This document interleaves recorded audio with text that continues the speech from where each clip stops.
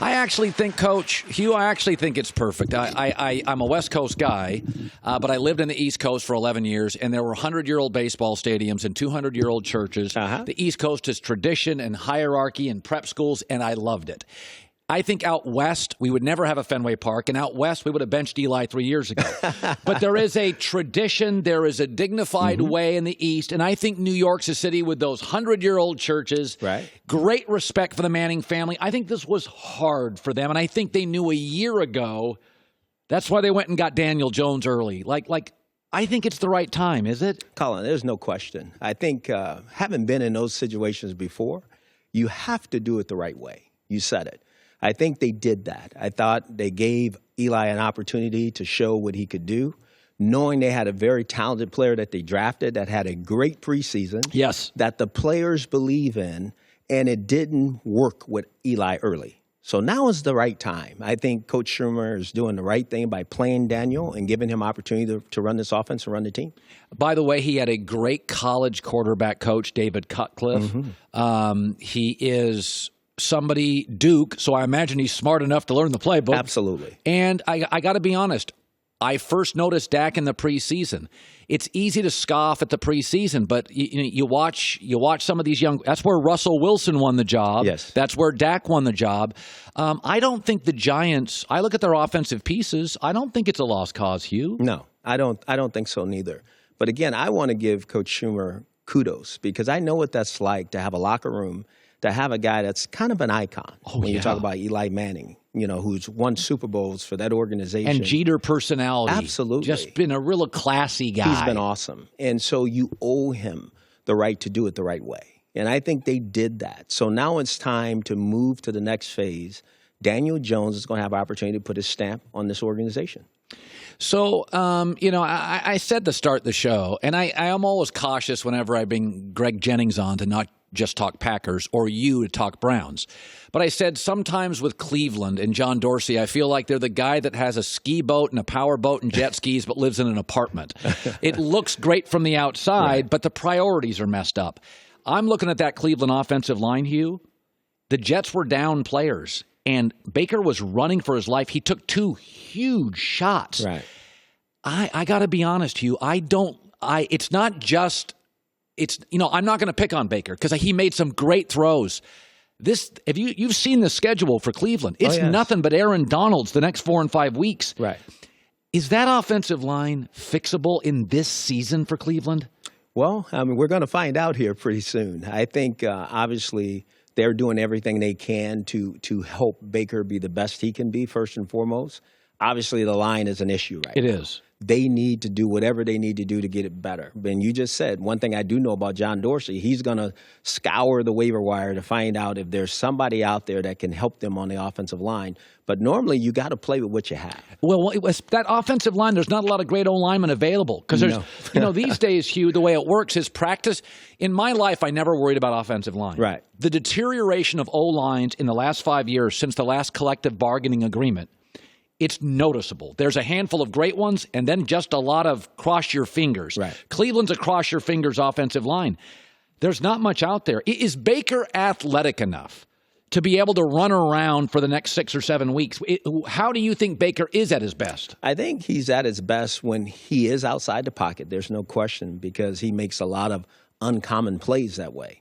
But I think it's going to be really important when you're playing those teams. They're not going to let him escape outside. No, New England will not. Yeah, they're going to keep this guy in the pocket and make him throw for them pocket. So the offensive line, the running backs, the tight ends, as far as pass protection, they're going to need to improve. Okay. Let's talk about the Steelers. The Minkah Fitzpatrick deal tells me they like Mason Rudolph. Absolutely. And it tells me they're looking around their division and their schedule, and they're like, this season's not over. That's what it told me. What does it tell you? It told me the same thing. I mean, especially when you know next year there's a host of young quarterbacks that's going to be in the draft. And they just gave up their pick. Absolutely. And so it tells me that they believe in Rudolph as a quarterback. They like Fitzpatrick because they got a chance to bring this guy in and add to a very young defensive football team. He's a good player. Now. Absolutely. And they're probably, like you said, looking at their schedule. They're 0-2 right now.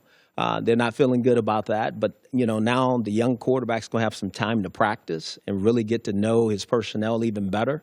And they have a defense that I think is going to carry them. They have a running game that they're going to rely on. They still have a really good offensive line. So I think Coach Tomlin's going to do everything he can to make this season work. He's by no chance throwing in the towel. By the way, you scouted Mason Rudolph. He's a big, strong kid, wildly productive in college. Do you like him at all? Oh, absolutely. He has a big arm. He's very intelligent. Like you say, he's hard to get down, too. He's not like Ben. You know, Ben is kind of hard to bring down. But this is a big man, and so he is built for the AFC North. Okay. There's no question. I said yesterday that I don't think there's a huge gap. Now, this will sound crazy, between Breeze and Teddy Bridgewater. They both have the number one flaw. They don't have big arms. They both are high IQ, coachable, accurate, detailed. Not great athletes at this point. Now, I'm not saying Breeze, especially situationally, isn't better than Teddy. Gotcha. But I got to be honest here. I look at their schedule for the next 6 weeks. I think the Saints can win 3 to 4 of them. I don't think the season's lost for New Orleans. I don't think so neither. You know, and I think Teddy, I think they're fortunate to have Teddy as a backup quarterback. He almost is Breeze. In a way, he's a younger Breeze. Right. I don't want to give him that because Breeze is one of the best, you know, in the National Football League. But Teddy is a really talented football player. And he still can move around a little bit, you know, as you said. But I think their defense, and again, you're talking about a team that's really built the right way. They have a host of very talented players. When you talk about Kamara, you talk about the receivers, you talk about the tight ends. And by the way, Teddy's a distributor. Yes. So, I mean, it's really funny. When Sean picked him up, I remember thinking, oh, this is perfect. The size, the arm strength, the intellect, it's Drew. Absolutely. So you have to have somebody that fits in the system. That's what you want your backup quarterback to be. You want the guy that if something happened to your starter can come in and manage the game. He doesn't need to be the starter, but he needs to have some of the characteristics that the starter has. That's why it's always crazy when you see the pocket quarterback. I mean, Daniel Jones is Eli. They almost look alike. So you've built your team with Eli's talent. Daniel Jones, to me, is a more athletic, younger Eli Manning. Yes. I want to talk about this and end it on this, and take your time. Since the NFL has decided several years ago, we're going to adopt some of this college stuff. The rules now are changing. It's an offensive game. Offensive coaches are going to get jobs easier than defensive coaches. That's maybe unfair, but that's the reality. That's what it is. And I look at this, and part of me, I'm shocked by how good Josh Allen is. People are talking about Lamar. Lamar was very productive in the ACC. Josh Allen was in Wyoming. Right. The gap between Wyoming and the NFL, I think the Giants lost that game and looked at Josh Allen. And as a staff said, what are we waiting for? Yes. Daniel Jones faced Clemson, Miami. What do you make of the young quarterbacks? Is it just, it doesn't feel like they're whiffing anymore. They're all working kind of, right? No, they are. But you do have to pick the right one, you know, for you. I think the National Football League, as you said, has kind of moved on, you know, as far as style of play. These guys who are playing in college have a better opportunity to come to the National Football League and have an impact earlier in their careers because of the RPO game. The other thing I think people are finding out that some of these guys are tremendous athletes. You just mentioned Josh Allen. He is a tremendous athlete. Did you see this weekend in the Buffalo Giants game, they rolled him out right and had running backs block for him. Yes. By the way, 5 red zone trips for the Bills this year. They've scored a touchdown in all of them. Allen is good. He's really good. He really is. He can run. He is. And people didn't know that. I think that's the unknown about him was that everybody knew he had a big arm. Everybody knew he needed to improve his accuracy. Yeah. But no one knew the type of athlete he was. And you just go back to last year. The guy had over 100 yards rushing against the Ravens. Are you kidding me? Yeah. I mean, that's unbelievable. Hue Jackson is joining us. So here we go into, let's go to week 3. New England, Kansas City, to me, feel a little above the league. And Miami and the Jets, let's just talk Miami. They obviously have a plan to accumulate first-round picks. But if you're 0-2 in this league, how do you as a coach keep the optimism high? I didn't like Adam Gase's body language last night, and I didn't like it during the week. Do you have to be a little bit of a salesman now if you're 0-2? Oh, absolutely. You know, you have to go in every day and sell. You know, even when things are not going as well, the body language piece that you just mentioned, not just Adam, but any coach in the National Football League.